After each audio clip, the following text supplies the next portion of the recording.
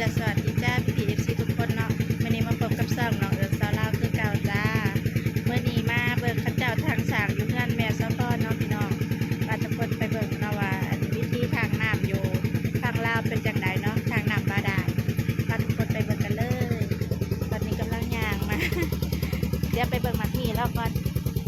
มักมีแล้วก็มีนี่ทุกคนแทนเป็นซ้าหมานี่พี่น้องมักมี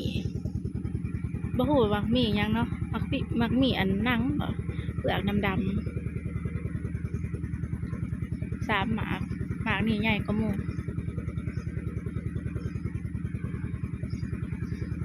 เจ้าทางอยู่พุ่น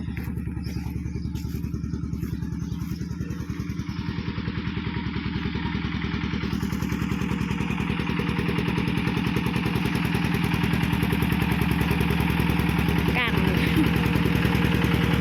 ใส่ปลากั้งแล้วมันแดดพี่น้องเป็นไงอันได้เพิ่นเสียแล้วเพิ่นได้ตายเพิ่นการทางใหม่ทางสากทางกอกใหม่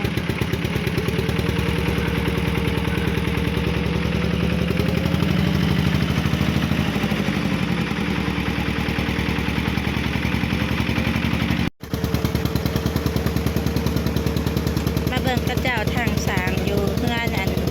แม่สะพอนพี่น้องอันได้เพิ่นนั่นตายแล้วเพิ่นทางใหม่ทางกอกใหม่เพิ่นน่าสิใส่อันได้จุ่มบ่หรือใดมาหน่อยเพิ่นกันแลนนะคนผู้เจ้าเพิ่นไปกรุงเทพป้าเลย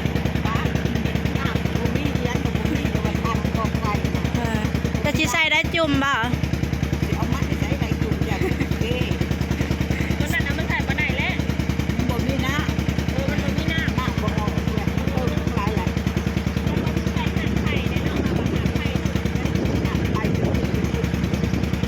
แต่เฮือนบัดนี้พี่น้องเอ้ยตะกี้สะพอนกันสะพอนเพิ่นก็ไปกรุงเทพได้ประมาณ2 ทิศแล้วเนาะ2 ทิศปลายแล้วละปลายเนาะจะพอเดือนแล้วเนาะพอเดือนแล้ว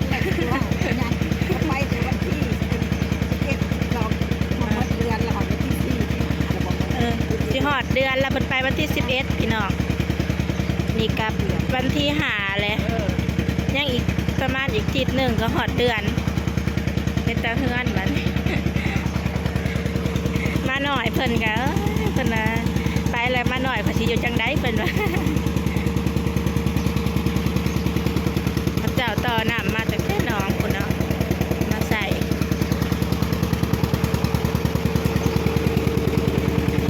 สยิง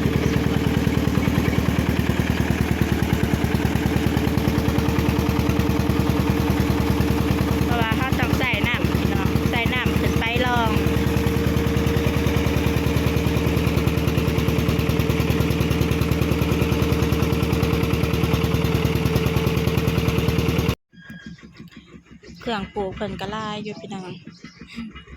เครื่องปลูกหนาเฮือนเฉพาะเนาะเพิ่นปลูกผักปลูกดอกไม้นี่เนาะผักก็มีผักหอมส่วนหลายค่ะหอมตู่หอมบัวละพามีแต่ต้นงามๆต้นบัวละพา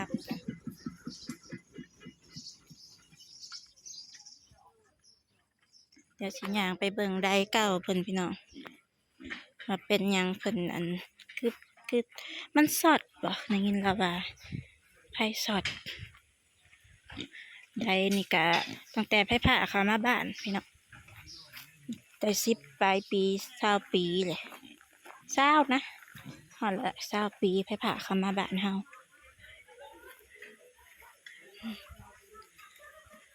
อันนี้สิเป็นได้เก่าเนาะพี่น้องอันเพิ่นให้อันช่างมาแปลงว่านี่ก็แปลงบ่ได้แล้วก็เลยเพิ่นตัดสินใจทางใหม่ซะ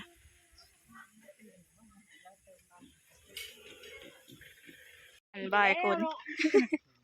เราใส่รถแล้วเกิบเนี่ยซื้ออันน้ำอัดลมมาให้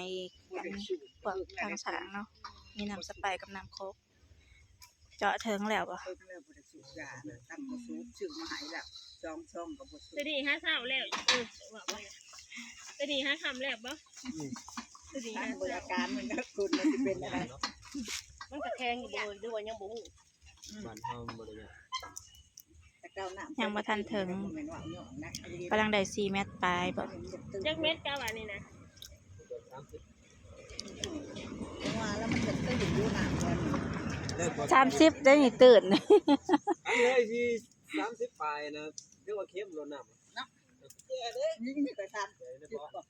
จุด พว เจ้าก เขา ป หั ลา วย เข้มเลย เจ้าปลายตัวนี้นะ ทุกตัวน้ำตกอยู่ใน30ปลายไปจัง คือเข้มเลย เข้มของเฮานี่มีแต่30ถึงผู้นำ9ปลาย ฝนตกลงมายังได้ติดเอเล่อยู่ ติดจักขึ้นไปอีกแล้วพี่น้องยังบ่ทันเดิง ว่าจะบ่ได้ดอกเม็ดบ่ เฮ็ดบ่เราบ่ได้กินอยู่ เอาบ่ได้บ่เลย เอาน้ำก็ได้สวยเด้อบ่ได้บ่สวยเด้อ มันจะละมาว่าไม่คือออก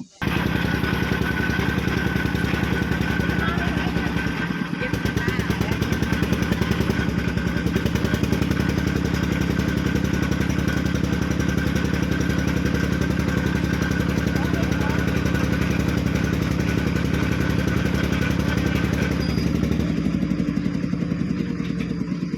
อนนั่ง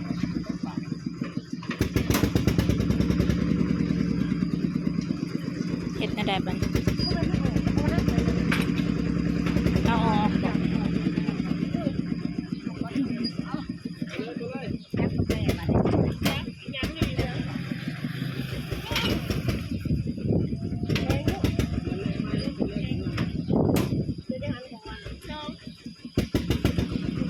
เอาเขากระทองเลย ใช้ได้เด้อเราตกไปไหนกัน เขาเหลือนี่แล้วนี่นะเขากินไปทานอาเดียวกินจนท้องแตก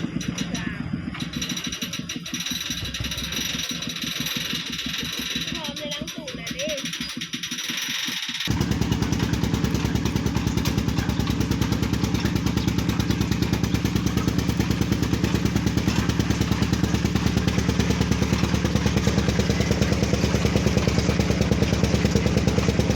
เฮ็ดน้ำอันนี้นะพี่น้อง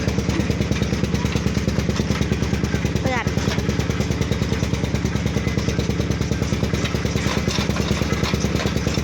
ลูกค้าว่าแล้ว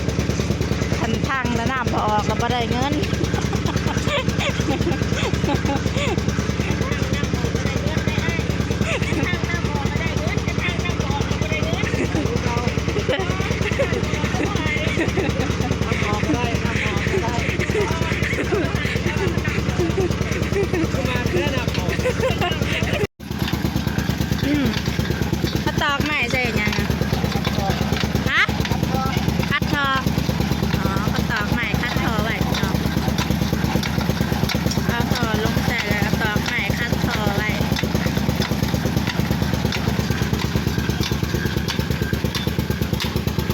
มองหมดนี่คิดจันเพิ่นก็ไปเห็ดพี่น้อง